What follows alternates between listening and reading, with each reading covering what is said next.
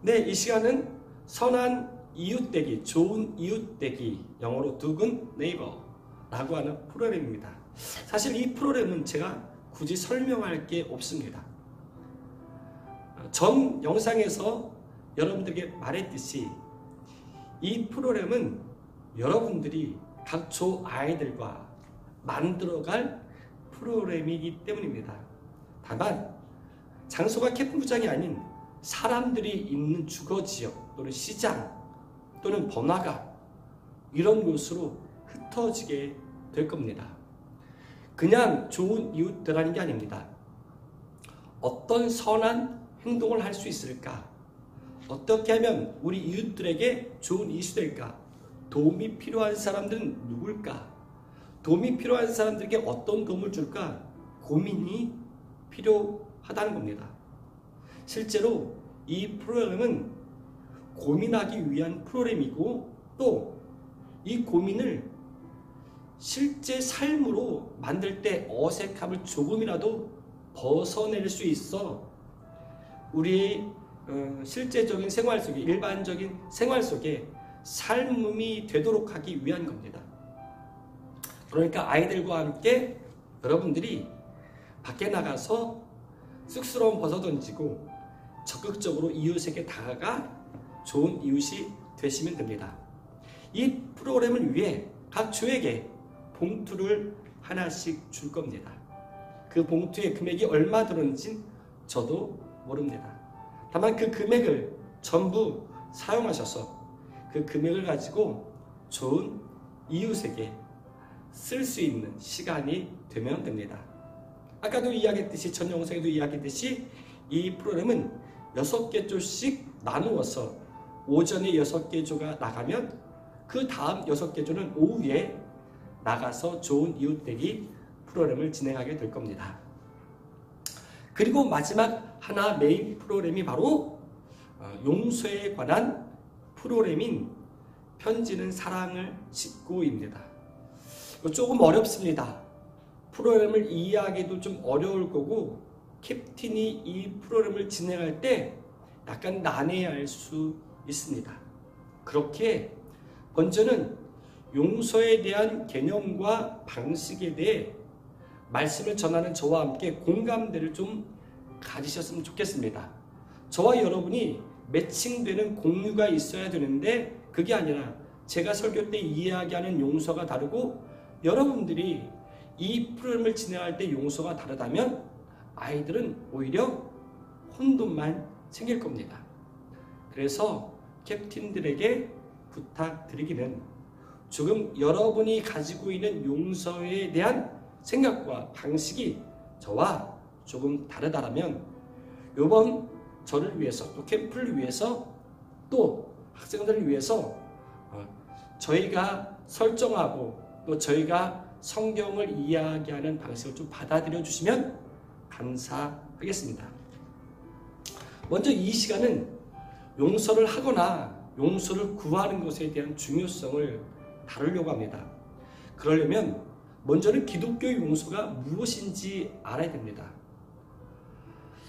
우리 먼저 기독교의 용서는 실제로 사랑의 용서가 맞습니다. 그러다 보니까 하나님께서 나를 용서하신 것, 예수님께서 나를 위해 피 흘리시고 용서하신 것이 너무나도 크고 값지고 은혜다 보니까 간혹 우리가 말한 이 용서를 조건 없는 용서로 이야기하고 그렇게 되어야 된다고 말하는 경우가 있습니다. 다시 말하면 내가 누군가에게 잘못을 했는데 그 잘못을 하나님께서 용서해 주시면 다 끝난 걸로 생각하고 있습니다. 그리고 상대방이 용서하지 않았는데 나는 용서받을 수 있다고 생각합니다. 여러분, 성경 어디에서도 회개가 없는 용서는 말하지 않습니다. 예수님께서 모든 인류의 모든 죄를 위해 십자가를 짊어지셨지만 그 십자가의 은혜는, 십자가의 용서는 회개하는 자에게 주어지는 것입니다. 성경은 그렇게 이야기하고 있습니다. 다시 말하면 아무리 의롭게 살고 아무리 바르게 살았다 해서 아주 조그만 죄밖에 없다 할지라도 회개하지 않는 자는 용서받을 수 없다라는 거죠. 반면에 아무리 큰 죄를 지었고 무거운 죄를 지었고 많은 죄를 지었다 할지라도 진심으로 회개하여 돌이켜 주님께 돌아오는 자는 용서함 받는다라는 게 바로 성경에서 이야기하는 용서입니다. 다시 말하면 조건 없는 용서가 아니라 회개라는 조건, 뉘우치고 돌아온다라고 하는 것에 대한 용서입니다. 탕자의 비유는 두 가지를 내포하고 있습니다. 기다리시는 아버지, 한없는 사랑으로 기다리는 아버지라고 하는 한 축과 또 하나는 자신의 잘못을 깨우치고 뉘우치고 집으로 아버지께로 돌아오는 탕자의 한 축을 갖고 있습니다. 아버지 품에 이 탕자가 돌아온 탕자가 안기기 위해서는 안겨있는 그 장면, 이 장면이 바로 가장 클라이막스 장면인데 이 장면이 이루어지려면 두 가지가 있어야 된다는 겁니다. 먼저 늘 기다리는 아버지, 두 번째는 돌이키고 회개하여 돌아오는 아들이라는 겁니다. 용서는 이럴 때 만들어진 겁니다. 하나님의 사랑은 늘 한없습니다. 언제나 기다립니다. 예수님의 십자가 사랑은 모든 죄인들을 향해 열려 있습니다. 하지만 돌이켜 회개하며 돌아오지 않는다면 누구도 안아줄 수 없고 용서해 줄 수 없다라는 게 바로 이 용서, 성경에서 말하는 용서의 개념입니다. 그 개념이 두 빚진 종의 비유에 담겨져 있는 겁니다. 여러분,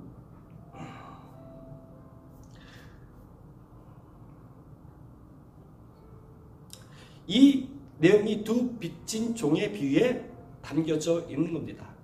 마태복음 18장에 보면 두 빚진 종의 이야기가 있습니다. 한 임금에게 아주 커다란 1만 달란트 빚진 종이 갚지 못합니다. 근데 이 종 갚지 못해 임금에게 끌려왔습니다. 그리고 그 빚을 갚으라 독촉하는 임금이 말합니다. 하지만 이 종은 갚을 능력이 없습니다. 그래서 울고불며 임금에게 용서를 구합니다. 저 자식까지 팔고 모든 것을 팔아서라도 갚아라 하지만 이 종은 울고불며 임금에게 용서를 구합니다. 그때 임금은 이 종이 1만 달란트 빚진 것을 탕감해 줍니다. 1만 달란트라는 엄청난 금액을 용서받고 탕감받은 이 종, 나가다가 그 은혜를 입고 나가서 길 가다가 자기 동관, 자기 친구를 만납니다. 자기에게 100데나리온 빚진 친구의 멱살을 잡고 너 왜 내 돈 갚지 않냐? 라고 다그칩니다. 이 친구 100데나리온 빚진 자 이 친구 자기 친구에게 용서를 구합니다. 아니 조금만 기다려달라고 자비를 구합니다. 시간을 주면 내가 갚겠노라고 간청을 합니다. 하지만 100데나리온 빚진 자를 무자비하게 이 종은 감옥에 가둡니다. 이 소식을 들은 임금이 1만 달란트를 탕감해 주는데 자기 친구에게 100데나리온을 용서해 주지 않는 이 종을 잡아오게 하고 다시 감옥에 가둔다라는 비유입니다. 여러분 어떻습니까? 여기서 두 종 다 용서를 구합니다. 그래서 임금은 1만 달란트 빚졌다 할지라도 용서를 구하기에, 자비를 구하기에 용서해 주었습니다. 하지만 그 큰 용서를 받아놓고도 자기 친구에게 100데나리온의 빚을 용서해 주거나 또는 자비를 베풀어 주지 않은 이 종, 1만 달란트 용서받은 자의 자격이 없다라는 겁니다.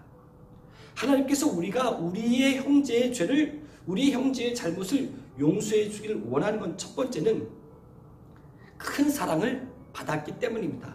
큰 용서를 받았기 때문입니다. 그렇다고 해서 여러분, 너 용서받았으니까 무조건 네 친구들의 죄를, 네 친구들의 잘못을 용서해 주어라 라고 하는 명제가 성립되는 건 아닙니다. 그 친구가 너에게, 그 잘못한 사람이 너에게 용서를 구하거든 잘못을 빌거든 너도 용서해 주어라 라는 것입니다.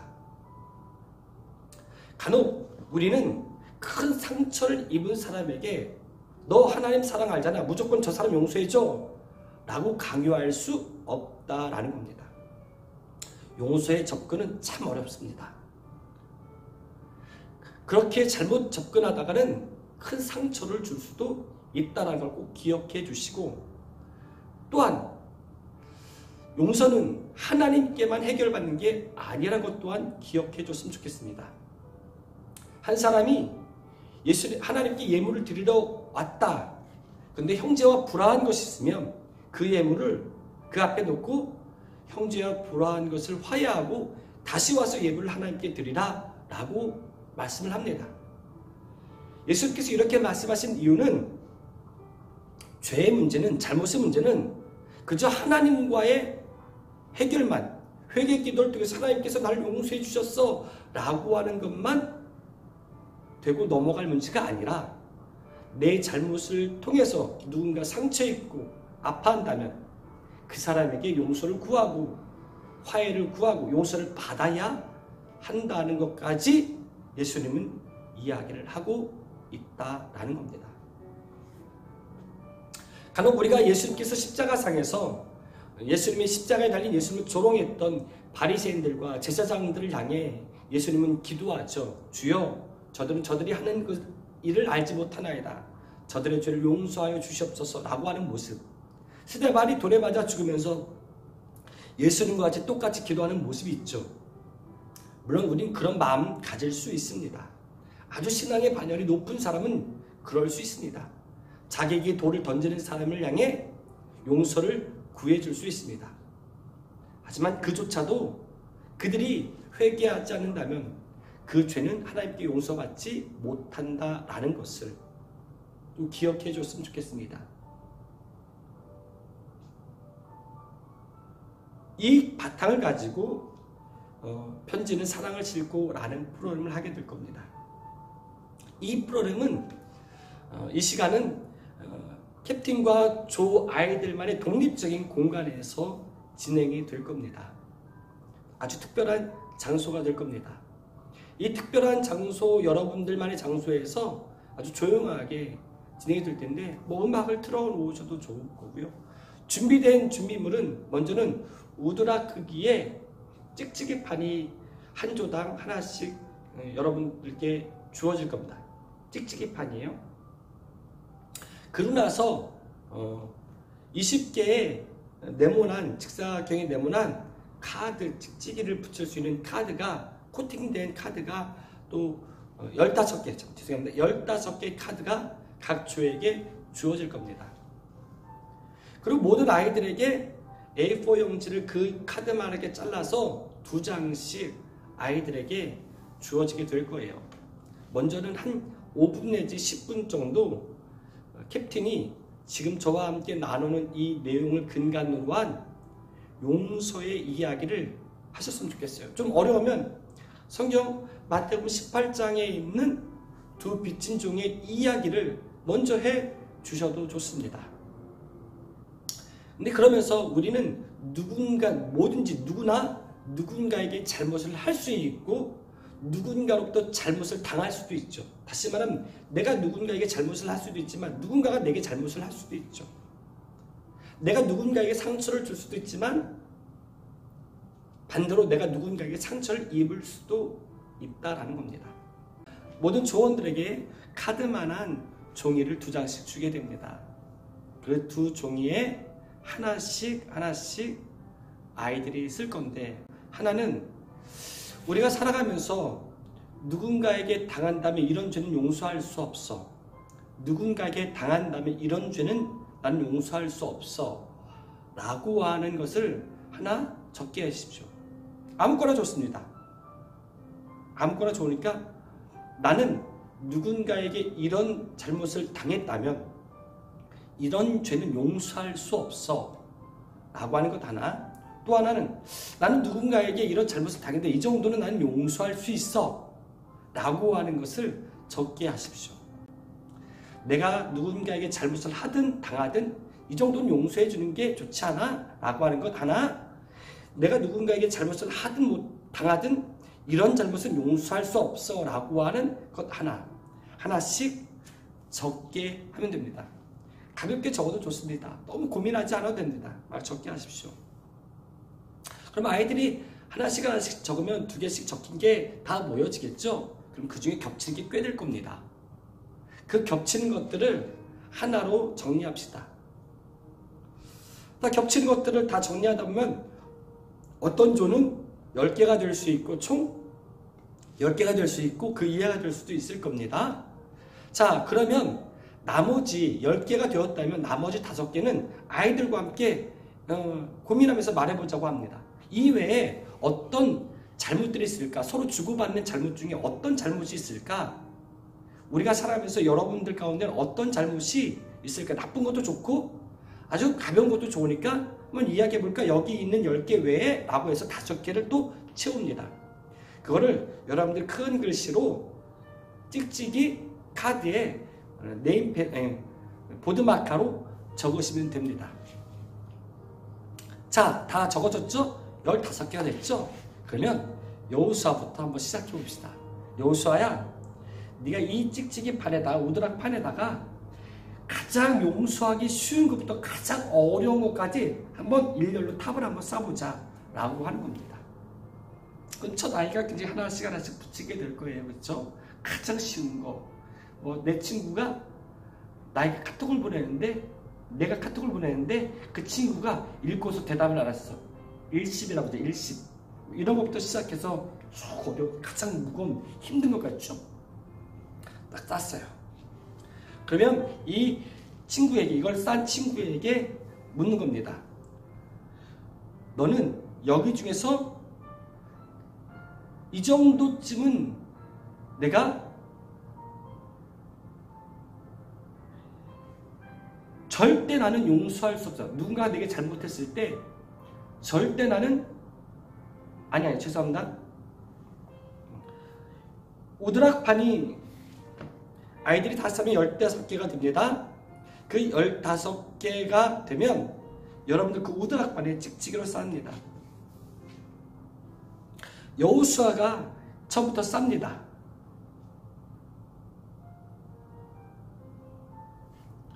여호수아에게 15개를 다 쌓으면 이 중에 나는 이 정도쯤은 용서해 줄 수 있어.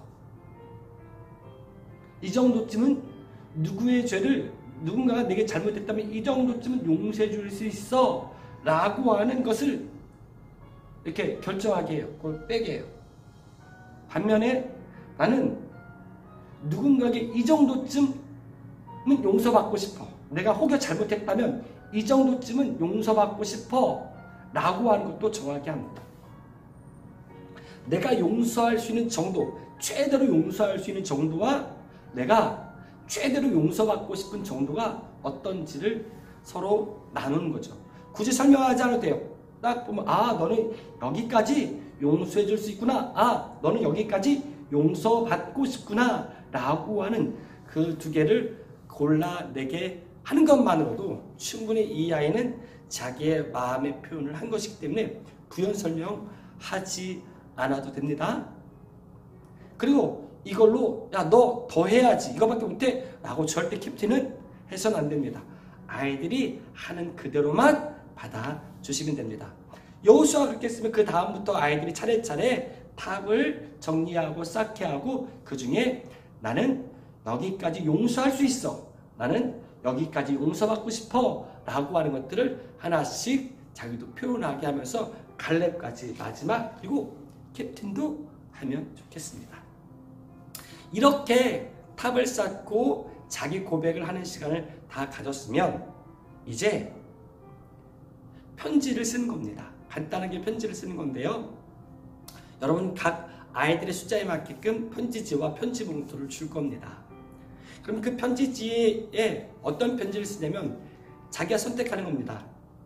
누구에게 용서를 받고 싶거든 용서받고 싶은 사람에게 대사에게 어떤 내가 잘못을 했는데 난 너에게 진심으로 용서를 구해. 내가 잘못했다고 인정해. 나의 잘못을 용서해줘 라고 하는 용서를 구하는 편지를 써도 좋고, 반면에 또는 어떤 사람에게 정말 상처받은 게 있는데 그 사람에게 너 나에게 용서를 구해줄 수 있니? 나한테 사과할 수 있니? 네가 나한테 사과를 한다면, 진심으로 사과를 한다면 나는 너에게 이렇게 용서를 해줄 수 있어. 나는 그런 마음을 갖고 있어.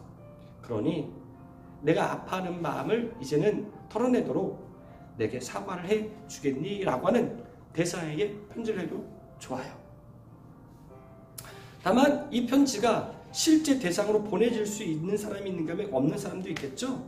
그래서 여러분 조원들 중에 정말로 이 편지를 그 대상에게 보내주기를 원하는 그런 편지가 있고 또 주소가 있다면 우리가 진행부에서 보내주겠습니다. 주소를 쓰면. 반면에 그냥 쓰는 것만으로 만족하고 또 쓰는 것만으로 시간이 충분할 수 있으니까 쓰는 것만으로 됐다고 한다면 준비된 우체통에 여러분 아이들이 넣어주면 이 프로그램은 다 이루게 되는 겁니다.